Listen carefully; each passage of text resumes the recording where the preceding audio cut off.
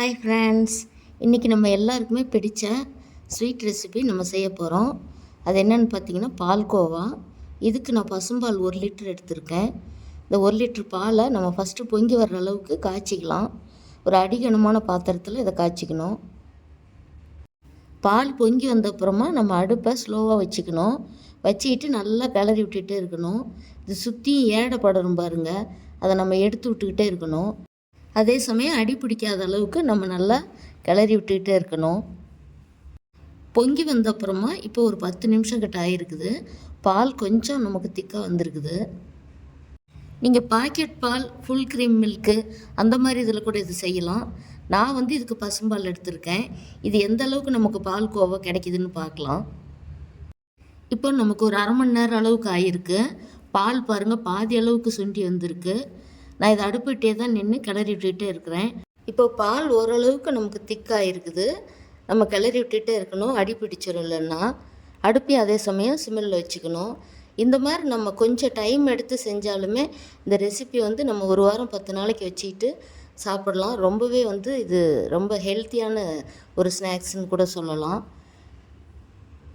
இதுக்கு நம்ம எந்த விதமான மாவோ, அரிசி மாவோ அல்லது வேறு எந்த மாவு அந்த மாதிரிலாம் எதுவுமே சேர்த்தலை. அதனால் இது ஒரு நல்ல ஹெல்த்தியான ஸ்நாக்ஸ்ன்னு கூட சொல்லலாம். இப்போ பாருங்கள், பால் நல்லாவே நமக்கு திக்காயிடுச்சு. இந்த சமயத்துக்கு நம்ம சர்க்கரை சேர்த்துக்கலாம். நான் 1 லிட்டர் பால் எடுத்திருக்கேன். 1 லிட்டர் பாலுக்கு நமக்கு பால்கோவா எந்த அளவுக்கு கிடைக்குதோ அதை பொறுத்து நம்ம இனிப்பு சேர்த்துக்கலாம். நான் இதுக்கு 1 டம்ளர் சர்க்கரை சேர்த்துறேன். இது ஒரு 100 கிராம் அளவுக்கு இருக்கும்.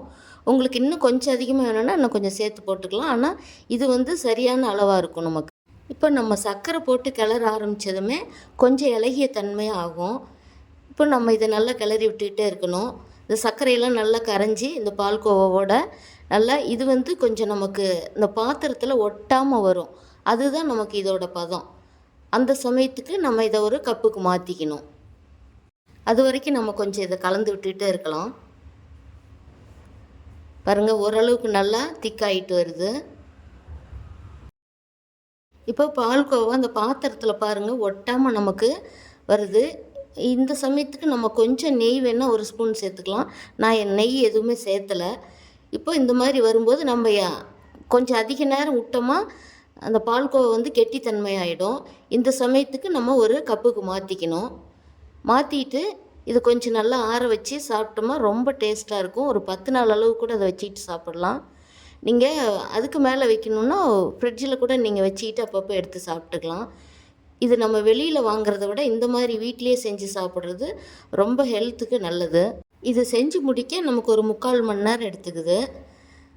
இது நான் 1 லிட்டர் பசும்பால் எடுத்தது. இது எவ்வளோ அளவு நமக்கு பால்கோவா கிடச்சிருக்குன்னு பார்த்தீங்கன்னா ஒரு 300 கிராம் அளவுக்கு வந்திருக்கு. இதே போலவே நீங்களும் ட்ரை பண்ணி பாருங்கள். இந்த வீடியோ பிடிச்சிருந்தால் லைக் பண்ணி ஷேர் பண்ணுங்கள், சப்ஸ்கிரைப் பண்ணுங்கள். தேங்க்யூ.